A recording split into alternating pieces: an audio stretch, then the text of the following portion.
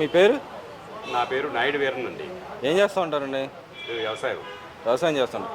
ఏంటంటే ఈ కూటమి ప్రభుత్వం వచ్చిన తర్వాత అసలు ఎక్కడ మీ రైతులకి ఎవరికి న్యాయం జరగట్లేదు, గిట్టుబాటు ధర కల్పించలేదు అని చెప్పి మాట్లాడుతున్నారు. వైసీపీ నాయకులు పదే పదే మాట్లాడుతూ ఉన్నారు. అదంతా వట్టి వట్టి మాటలనే, వట్టి మాటలు. ఉమ్, గతంలో వాళ్ళు 6 నెలలకు కూడా డబ్బులు ఇవ్వని రోజులు ఉన్నాయి. ఉమ్, రైతులు ఎంతోమంది ఎన్నో కష్టాలు పడి తెలుగుదేశం ప్రభుత్వం వచ్చిన తర్వాత టైంకి వస్తున్నాయని చెప్పి సంతోషిస్తున్నారు. ఉమ్. అంటే మరి పదే పదే 24 గంటల్లో కూడా అకౌంట్లో డబ్బులు పడిన రోజులు ఉన్నాయి. అంటే మరి గవర్నమెంట్ వచ్చిన తర్వాత నీటి సంరక్షణ మీద నిన్న ఒక కార్యక్రమం చంద్రబాబు నాయుడు గారు ఒకటి తీసుకురావడం జరిగింది. జల్ జీవన్ మిషన్ అని చెప్పి తీసుకురావడం, దానివల్ల మీకు రైతులకి ఏం ఉపయోగం అంటారు? రైతులకి వచ్చే నీళ్లు రైతులకు వస్తున్నాయి. ఇది ఇది పల్లెలకు పట్టణాలకి జల్ జీవన మిషన్ ద్వారా మంచినీరు అందించే కార్యక్రమాలు. రైతులకు కూడా ఈ సంవత్సరం ఎద్దడి లేకుండా నీటి సరఫరా చేయడం జరిగింది. వంతుల వారీగా ఎవరి వంతు వారీగా వాళ్ళకి నీళ్లు సరఫరా చేయడం జరిగింది.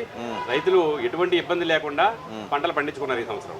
అంటే మరి ఇప్పుడు already rabi season, kharif season 2 సీజన్లు అయిపోవచ్చున్నాయి. 2 సీజన్లకు సంబంధించిన ప్రణాళికబద్ధంగా గవర్నమెంట్ పనిచేసిందంటారా? లేదు ఎప్పుడే ఇస్తే ఇప్పుడే వేస్తాం, రైతుల సమస్యలు మాకు అవసరం లేదు అన్నట్టుగానే ఉన్నారా? ప్రణాళికాబద్ధంగానే పనిచేస్తున్నారు. రైతులకి రావాల్సిన డబ్బులు కూడా ఖాతాలో ఎప్పటికప్పుడు వేస్తున్నారు. దానివల్ల రైతులకు ఇబ్బంది లేకుండా చంద్రబాబు నాయుడు గారి ప్రభుత్వం చూసుకుంటుంది. అంటే అసలు పథకాలు ఇవ్వట్లేదు, రైతులు మోసం చేస్తా ఉన్నాడు, పదే పదే మోసం చేస్తా ఉన్నాడు. అవన్నీ ఒట్టి మాటలండి. వాళ్ళు ఏం చేయకపోయినా చేసిన వాళ్ళని ఏదోటి రాళ్ళు ఇవ్వాలని చెప్పేసి వాళ్ళు మాట్లాడే మాటలు తప్ప వేరే విషయం కాదు. మరి ఒక రైతుగా చెప్పండి, అమరావతి రైతులు ఎన్నో త్యాగాలు చేసి వాళ్ళు ఉన్న పొలాలు రాజధాని అమరావతికి ఇచ్చిన పరిస్థితి, దానికి ఈరోజు కూడా వైసీపీ నాయకులు పదే పదే మాట్లాడుతున్నారు. మరి రాజధాని ఇది కాదని చెప్పి మాట్లాడుతున్నారు. కేంద్ర గవర్నమెంట్ అన్నా ఇదే రాజధాని చెప్పి అనౌన్స్ చేసింది. ఎలా చూస్తారు? రైతుల త్యాగాల్ని వాళ్ళు తక్కువగా అంచనా వేసి వాళ్ళ రోడ్డు మీద తెచ్చారు. తర్వాత ప్రజలే బుద్ధి చెప్పారు. వాళ్ళ తరఫున, రాజధాని రైతుల తరఫున అందరూ కూడా సపోర్ట్ చేసి వైసీపీ గవర్నమెంట్ని పారద్రోలేరు ఈ రాష్ట్రం నుంచి. అంటే ఇక్కడ మరి రాజధాని అమరావతిగా ఉండటం మీలాంటి రైతుగా మీరు ఎలా చూస్తారు దాన్ని? అమరావతి ఉండాలని అందరూ అనుకుంటారు. ఫస్ట్ మొట్టమొదట జగన్ అందరూ ఆమోదించిన తర్వాతే అక్కడ మొదలుపెట్టారు. ప్రధానమంత్రి గారు శంకుస్థాపన చేశారు. అటు తర్వాత మళ్ళీ ఇది కాదు అనడం అన్నది తప్పుడు నిర్ణయం. అంటే ఇప్పటికీ మళ్ళీ ఇంకో రాజధాని అని చెప్పి అనౌన్స్ చేస్తున్నాడు కదా. ఇంకో రాజధాని అన్నది ఏంటంటే తన ఉనికిని కాపాడుకోవడం కోసం ఏదోటి చెప్పాలని చెప్పేసి దీన్ని ఆమోదిస్తే ఎక్కడ ప్రజల్లో మనం పలుచునైపోతామని చెప్పేసి ఇది ఆమోదించకుండా మావిగన్నని ఏదోటి పిచ్చి పిచ్చి మాటలు మాట్లాడి జనాల్లో కన్ఫ్యూజన్ చేస్తున్నారు. అంటే ఇక్కడ మనం చూసుకుంటే ఇప్పుడు మన పక్కన ఉన్న రాష్ట్రం తెలంగాణ ఉన్న హైదరాబాద్ డెవలప్ చేసిన చంద్రబాబు నాయుడు గారు, దాని తర్వాత రాజశేఖర రెడ్డి గారు, దాని తర్వాత కిరణ్ కుమార్ రెడ్డి, రోషి గారు, దాని తర్వాత కేసీఆర్ ఇల్లు డెవలప్మెంట్ చేసుకుంటూ వచ్చారు. ఇప్పుడు ఒక పెద్ద సిటీగా వెలుగొందుతుంది, అక్కడ నుంచి ఇన్కమ్ సోర్స్ వస్తుంది. మరి ఈయన కూడా అలా చేయడానికి ఎందుకని ఇబ్బంది అంటారు? చేస్తున్నారు కానీ ఇప్పుడు వస్తున్నాయి కదా మనకి కంపెనీస్. చంద్రబాబు నాయుడు గారు చేస్తా అంటే వీళ్ళు వద్దు, మాకు ఇది కాదని పదే పదే వైసీపీ నాయకులు దాన్ని ఎందుకు కాబట్టి కంపెనీస్ వస్తున్నాయి మనకి. ఇక్కడ అమరావతి కాదంటే మళ్ళీ కంపెనీస్ రావు. ఈ 2 సంవత్సరాల్లో ఎన్ని కంపెనీలు వచ్చినాయో అందరూ చూశారు. కాకినిజెంట్ కానీ మళ్ళీ చాలా కంపెనీలు వచ్చినాయి ఇక్కడికి.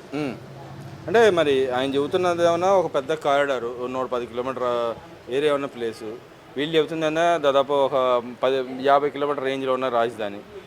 దానికి వ్యత్యాసం ఏంటంటారు? అసలు వ్యత్యాసం ఏముందండి? మరి విజయవాడకి దగ్గరలో ఉందా రాజధాని? మనకి అన్ని రకాల ఫెసిలిటీస్ చేస్తున్నారు. మరి ఆయన చెప్పిన మావిగన్ అన్నది అది ఇంకా దూరం అయిపోతుంది. అది 3 ముక్కలాట్ల మరో 3 ముక్కలాట్లుగా అనుకుంటున్నాం మేము. ఎందుకు 3 ముక్కలాట అయింది అంటారు? అది ఎందుకంటే ఈ అక్కడి నుంచి ఇక్కడ దాకా దూరం ఎక్కువ ఉంది. దానివల్ల మనకి నష్టం తప్ప లాభమే ఉండదండి. అంటే దీన్ని డెవలప్మెంట్ చేయడానికి కనీసం రోడ్లు వేయడానికి 2 లక్షల కోట్లు ఖర్చు పెడుతుందని చెప్పి అంటున్నారు. మరి ఆయన అనౌన్స్ చేసిన రాజధాని ఎన్ని వేల కోట్లు, ఎన్ని లక్షల కోట్లు అయితే అంటారు? అయితే చంద్రబాబు నాయుడు దూరదృష్టితో కంపెనీస్ అన్నీ వస్తాయని చెప్పి దగ్గర అన్ని వేల ఎకరాలు తీసుకున్నాడు. వాళ్ళు చంద్రబాబు నాయుడు చేసిన పని వాళ్ళ నంది అంటే ఈయన పంది అంటాడు, వీళ్ళ పంది అంటే ఆయన నంది అంటాడు. వాళ్ళకి పొంతం లేదు. చంద్రబాబు నాయుడు ఎప్పుడు కూడా రాబోయే రోజుల్లో యువతకు ప్రజలకు మేలు చేసే పనులు చేస్తాడని మేము అనుకుంటున్నాం.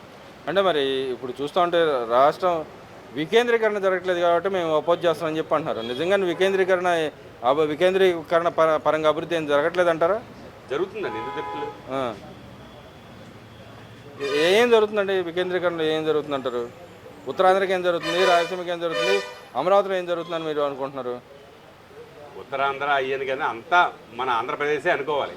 వేరు వేరు ప్రాంతాలుగా మనం చూడకూడదు.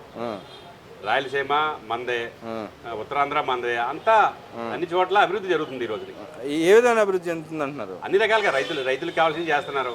ఇండస్ట్రీస్ వస్తున్నాయి, వైజాగ్ లో చాలా ఇండస్ట్రీస్ వచ్చినాయి. అలాగే మన రాయలసీమలో కూడా కార్ల ఫ్యాక్టరీ వచ్చింది. అలాగా అన్ని చోట్ల డెవలప్ చేస్తున్నారు ఈ తెలుగుదేశం గవర్నమెంట్. అంటే మరి కొంతమంది ఉత్తరాంధ్ర నాయకులు మాట్లాడుతున్నారు, అసలు మాకు అమరావతి రాజధానికి మాకు వద్దు, మేము వస్తే అమెండ్మెంట్ చేస్తాం, అమెండ్మెంట్ పెద్ద లెక్క కాదు, చట్టబద్ధతే కాదని చెప్పి ధర్మాన లాంటి మాజీ మంత్రులు మాట్లాడుతూ ఉన్నారు. వాళ్ళు ఏంటంటే చంద్రబాబు నాయుడు గారు కానీ పవన్ కళ్యాణ్ గారు కానీ చేసే పనులు వాళ్ళు ఏదోటి వ్యతిరేకించాలి కాబట్టి వ్యతిరేకిస్తున్నారు తప్ప వీళ్ళందరూ కూడా భావితరాలకి మంచి జరిగేలాగా చేస్తారని ప్రజలందరూ అనుకుంటున్నారు. అంటే ఇక్కడ మరి ఉత్తరాంధ్ర అసలు అభివృద్ధి ఏం జరగట్లేదని మాట్లాడుతున్నారు. ఉత్తరాంధ్రలో ఎయిర్పోర్ట్ వస్తుంది కదండి, దానివల్ల కొంత డెవలప్ అవుద్ది. వైజాగ్లో కంపెనీస్ వస్తున్నాయి, స్టీల్ ప్లాంట్ వస్తుంది, ఇంకో పెద్ద స్టీల్ ప్లాంట్ కాకుండా ఇంకోటి స్టీల్ ప్లాంట్ కూడా వచ్చి ఆ ఏరియా అంతా డెవలప్ అవుతుందని అనుకుంటున్నాం. అంటే మరి వాళ్ళు ఎందుకని కావట్లేదని పదే చెబుతున్నారు అంటారు. వాళ్ళు ఏంటంటే ఏది లేకుండా ఏదోటి విమర్శించాలని చెప్పేసి ఇంత మంచి చేస్తున్నా ఏదోటి బురద చల్లాలి గవర్నమెంట్ మీద, లేకపోతే మనం ఉనికి కోల్పోవడం. రేపన్న రోజున 11 సీట్లకు కూడా మనం రాకుండా ఇంకా తక్కువ సీట్లకి పరిమితం అవ్వాలని చెప్పేసి భయం వేస్తున్నారు. అంటే ఉత్తరాంధ్ర ప్రజలకి అమాత్రం తెలివి లేకుండా ఉన్నారు, ఇలా మాటలు నమ్మేస్తారని భావిస్తున్నారు అంటారు. అక్కడ లేదండి, ఉత్తరాంధ్రలో కూడా తెలివైన వాళ్ళే ఉన్నారు. కానీ ఏంటంటే అది రాజధాని కొంచెం దూరంగా ఉంది కాబట్టి దాన్ని కూడా డెవలప్ చేస్తారు గవర్నమెంట్. అంటే ఇప్పుడు ఇక్కడ అయితే 2 లక్షల కోట్లు కానీ ఖర్చు పెట్టింది ఇక్కడ వరకే ఖర్చు పెడతారంటారా, రాష్ట్రం మొత్తం ఖర్చు అవుతుంది అంటారా? నెక్స్ట్ గవర్నమెంట్ వచ్చే ఫలాలు రాష్ట్రం మొత్తం ఖర్చు పెడతారు. ఎలా ఖర్చు పెడతారండి? రోడ్లు అన్ని చేస్తున్నారు కదండి, విస్తరిస్తున్నారు ప్రతిదానికి, 4 లైన్స్ చేస్తున్నారు. పవన్ కళ్యాణ్ గారు పైనుంచి నిధులు తెస్తున్నారు. అన్ని రకాల డెవలప్మెంట్ చూపిస్తారు ఫ్యూచర్ లో. అంటే మరి ఆయన 2000 నేను వస్తానని చెప్పి అంటున్నారు అన్నారు. అదంతా వాళ్ళు ప్రజల మీద ఏదో రకంగా అలా చెప్పి విశ్వాసం పెంచుకోవాలని చూస్తున్నారు. అది జరిగే పని కాదండి. మరి ఎందుకంటే ఈ 2 సంవత్సరాల్లోనే చాలా డెవలప్మెంట్, వాళ్ళ 5 సంవత్సరాల్లో చేయలేని పనులు ఈ 2 సంవత్సరాల్లోనే పవన్ కళ్యాణ్ గారు చంద్రబాబు నాయుడు గారు చేసి చూపించారు. అంటే 3 సంవత్సరాల్లో కూడా చేస్తారు. అంటే అమరావతి పేరుతో దాంట్లో లబ్ధి చేకూర్చుకోవడానికి వాళ్ళకి సంబంధించిన లబ్ధి చేకూర్చుకోవడానికి చేస్తున్నారు అని చెప్పి మాట్లాడుతూ ఉన్నారు కదా. వాళ్ళకి సంబంధించిన కులాలు ఉన్నారని అదంతా అబద్ధం అండి. ఎందుకంటే ఎక్కడైనా రాజధాని వస్తుందంటే భూములు కొనుక్కోవడం సహజం. అది అంటే వాళ్ళకి స్థలాన్ని అలాగా గార్డెన్ కట్టడం తప్పది. అంటే కాంట్రాక్టులు కూడా వాళ్ళకి ఇచ్చుకుంటున్నారని చెప్పి మాట్లాడుతున్నారు. అది ఉత్తిదండి. ఏదోటి ఇప్పుడు గతంలో మరి రెడ్లకి ఇచ్చారని చెప్పేసి జగన్ గారు రెడ్లకి వాళ్ళకి కావాల్సిన వాళ్ళకి ఇచ్చారని చెప్పేసి పేపర్లో రాసింది. అలాగే తెలుగుదేశం గవర్నమెంట్, జనసేన గవర్నమెంట్, ఇలా కూటమి ప్రభుత్వం అందరినీ సమానంగా చూస్తుందని మేము అనుకుంటున్నాం. మరి అక్కడ దోచుకోవడానికి ఏమైనా అవకాశం ఉందంటారు రాజధానిలో? దోచుకుంటాక ఏముంటుందండి, భూములు కొనుక్కున్న వాళ్ళు భూములు పెరుగుతాయి అంతే. అంటే ఆ భూములు కూడా కొట్టేస్తున్నారు. నిజంగా రైతుల దగ్గర ఉన్న భూములు వీళ్ళు కొట్టేస్తున్నారు, లేకపోతే గవర్నమెంట్ కింద ఉన్నాయా? గవర్నమెంట్కి ఉన్నాయి. మరి ఎక్కడి నుంచి వస్తాయి అంటారు వీళ్ళు సంపాదించుకోవడం? మరి వాళ్ళు చెబుతున్నట్టు గవర్నమెంట్ కింద ఉన్న భూములు వీళ్ళు ఎట్లా కొట్టేస్తారంటారు ఇక్కడ? అవన్నీ వాళ్ళు మసిపూసి మారేడికాయ చేసి ప్రజల్ని తప్పుదో పట్టిస్తాకే చేసే పనులు అయింది. ఉత్తిది మాట్లాడేయన్ని ఒట్టిది. ప్రజలందరూ కూడా విశ్వసిస్తున్నారు, అంటే ఇక్కడ చంద్రబాబు నాయుడిని నమ్ముతున్నారు. అంటే ఇక్కడ మన రాజధాని అనేది కొన్ని సంవత్సరాల కాలం టైం పడుతుంది. కొన్ని బిల్డింగ్లు అవుతూ ఉంటాయి, 7 బిల్డింగ్ల నుంచి 10 బిల్డింగ్లు అడ్మినిస్ట్రేషన్ బిల్డింగ్ వరకు అవుతాయి. మిగతాదంతా మెల్లమెల్లగా ప్రాసెస్ గ్రోత్ అవుతూ ఉంటుంది.